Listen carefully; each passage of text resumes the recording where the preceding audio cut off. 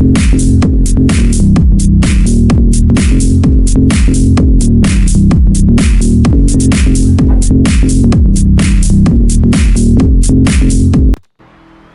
right, guys and ladies. I always say guys. I assume there's some lady racers, but hey, guys, we're back. It's part two. We've already covered the need for a baseline for your AI difficulty settings, and we covered in detail how the AI works, how the sliders adjust them, what it actually does to them on a physics level, why setting a baseline will not work for career, but just for championship and quick race. And then from there, you work down to the career, which is an underdeveloped car. Anyhow, we covered a lot of details. It ran a little long, so we cut it off, and we're going to run it in part two now. If you haven't seen part one, there's a lot of good information in there. Check my channel. You're going to want to look for a video with the same title, just it doesn't say part two on it. Okay, so here we go. So here's how I set up my baseline settings, and I know for some of you, you're going to say, hey, not all the tracks are the same, or there's some tracks that don't work the same as the other. I know, I get it. We're going to cover that. I call those my offsets. I'm going to show you some offset settings when we get near the end, but right now we're talking about the baseline, the AI setting that works for most of the tracks for any given series, okay? So here's how I set that up. I always start with a neutral high-speed intermediate track. For me, that's Kansas, okay, and here's why. Kansas works because it has multiple usable grooves. The aero behavior is predictable. It rewards balance instead of aggression, and it punishes overdriving without being artificial about that. And that makes it ideal for evaluating true race pace, and not just survival driving. That said, the exact track matters less than the type of track. If Kansas doesn't suit you, tracks like Vegas, Nashville, Texas, and a few others may be better suited for you. That's up to you. You do it the way you want. But use an intermediate track like that that has those features. You don't want something that requires dive bombing the corners, it requires early braking or drafting, or other aspects of the game that you're not going to be able to track consistently from series to series to series. Okay, you want a track that has the features I just mentioned. Okay, if you didn't write them down or don't remember what they are, you can hit rewind and go back. Okay. So the key to this test is consistency. I run all four series back to back using the good setups that I've already tested and run extensively, and I know that they're good and they're comfortable for me. And I run them all on that track. I adjust the AI until the racing standard feels correct across the board. I'm not chasing identical lap times in each series. I'm looking for the same kind of race behavior. And remember, I'm shooting for a top 10, top 15 car, top 12, right in that area. And that's going to be different on different in each series. So here's the thing. If I start at, let's say I start at 100, okay, and I notice that within the first 10 laps, I've already gone from 25th to 12th, or from 25th to 9th, that AI is too low. So let's say I bump it up to 104, and suddenly I go from 25th to 30th, and I fight my way back and I claw my way back to 26 or 27. It's probably a little too high. But if I can set it at 102, like I did for me, and then I run another, you want to run at least a stage. You want to run at least 25, 30, 40 laps. No 5-lap sprints, no 10-lap sprints. It's not going to tell you anything. You want tire wear, you want time to be consistent, time to pick your moves, time to look for weaknesses in the AI around you. You want to be able to work your way through the track, and you can't do that in 5 laps or 10 laps. So what I did when I hit 102 was I found that I started at 22nd or 25th or somewhere in there, and I worked my way up to 17th rather quickly, and then kind of stalled there. And then it took me a few laps to get to 18th. It took me not 17th, whatever, and then a few laps to get to 16th. Then there was a break, a pit stop or whatever, and I come back, we started, lost 2 or 3 spots right off the bat, got them back within about 2 laps, and worked my way forward. By the time I'm in the 3rd stage, I'm up in 12th, 11th, 10th, working my way forward. Realistic, that's how real races work. You can get knocked back a little bit. So I pass AI, and on the next turn, they pass me right back again. I get a thrill out of that. To me, that's real racing. I'm not blowing them away. They're fighting me for position. I take it, they take it back. Then I have to, look for an opening to get around them again. That's fun racing to me, and hopefully it is to you too. So that's once I find an AI setting where I can have that kind of an experience, that's what I'm going to set for my baseline. Now, what I found out when I got started was that I had 2 baselines. I had a 101 and a 102. 2 of my series were better at 101 and 2 of them were better at 102. And that's fine. I made a note of it, and I'm going to show you in a little bit. I'm going to show you my spreadsheet. I'm going to show you where I keep track of everything. After I got going for a while, after I got a little better, got my settings, my wheel settings better, and I had a lot more lap time, a lot more practice time on all the different tracks, running championships and whatnot, I eventually bumped the 101s up to 102 so that I'm at 102 for all 4 series. Now for you, then you might find 103 more comfortable. Great, more power to you. And listen, if you're stuck at 99 or 100, so what?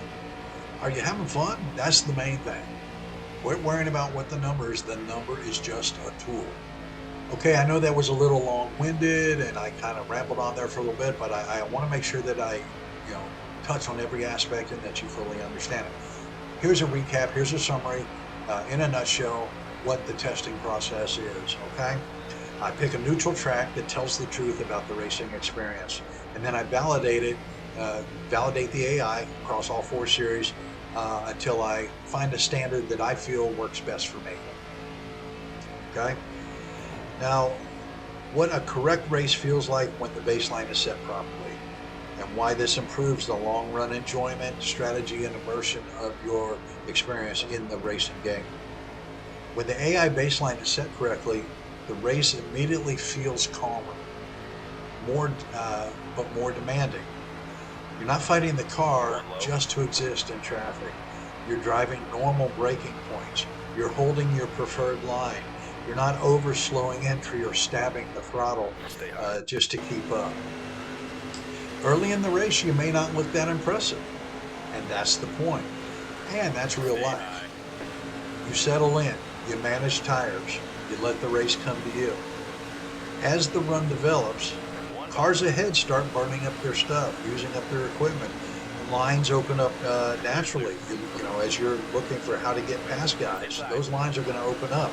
Even though it's AI, it happens. It happens to me every day. Passing happens without dive bombing. Pace comes to you instead of being forced. These are all important parts about making it a realistic experience and why I enjoy doing it this way. If this isn't what you're looking for, I get it. Turn it pretty well. If you want to go out there and hot lap it for 5 laps and call yourself a rock star, more power to you.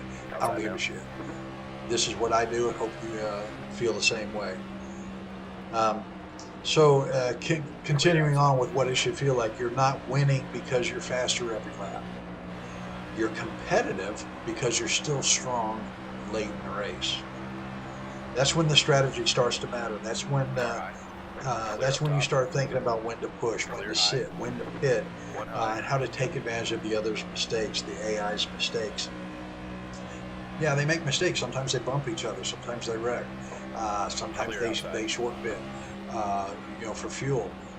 I actually ran a race where I was supposed to pit. It said I had 1 lap left of fuel. There were 2 laps left in the race. So with about 3 or 4 to go, they were all pitting. I stayed out and ran at half throttle.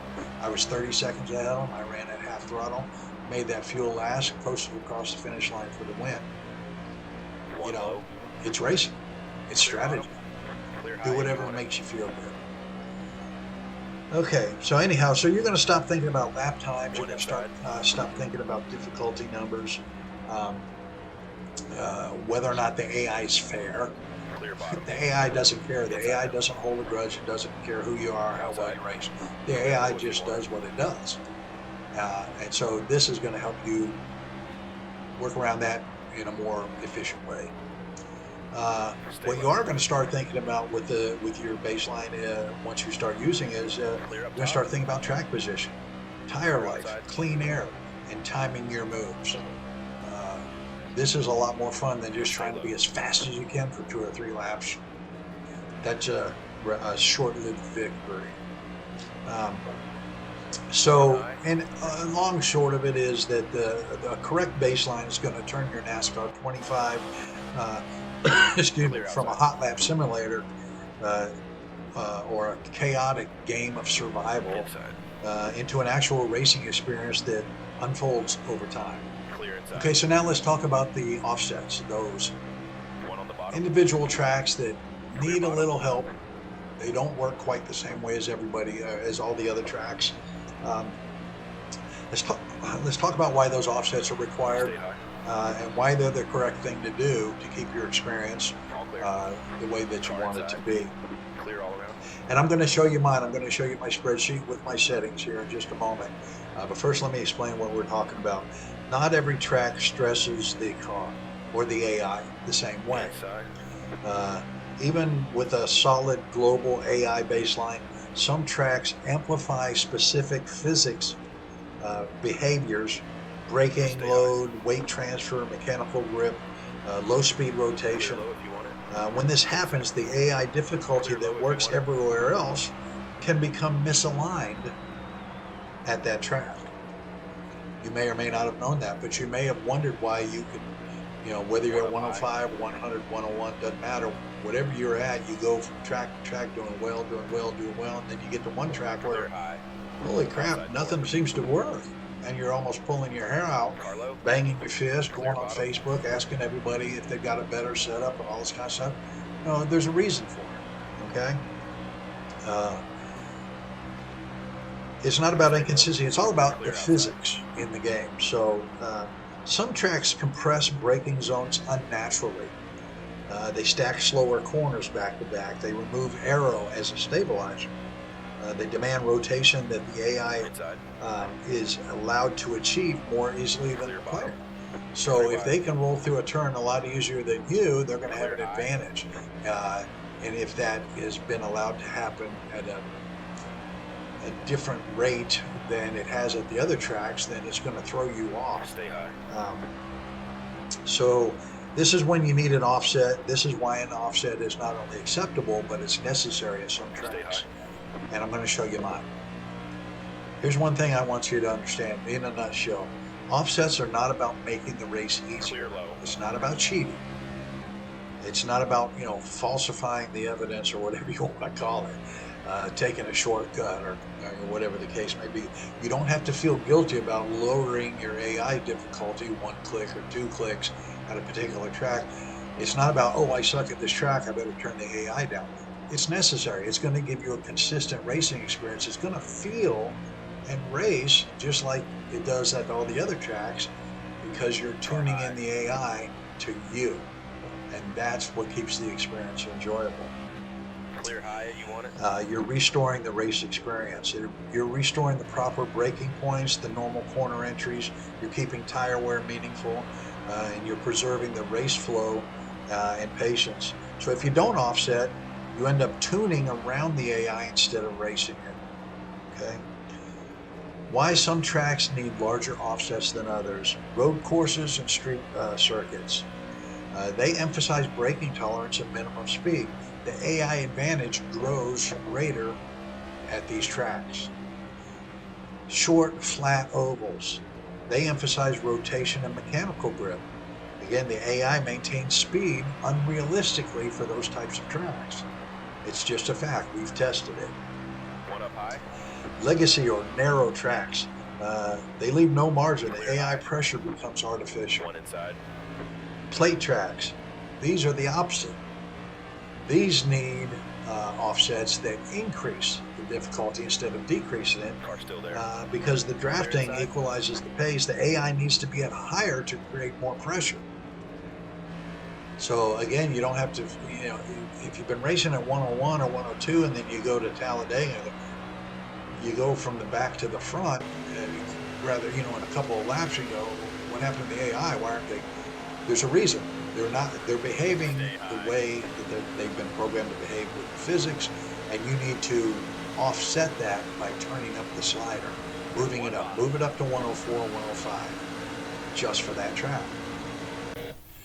All right, guys, as promised, here's a look at my spreadsheet. I keep an Excel spreadsheet on all my racing information. The arrows are pointing at some of the AI settings that I use. I've covered these in other videos. I keep track of them because, if my PS5 kicks the bucket, reboots, anything like that, I want to have a record of what works for me.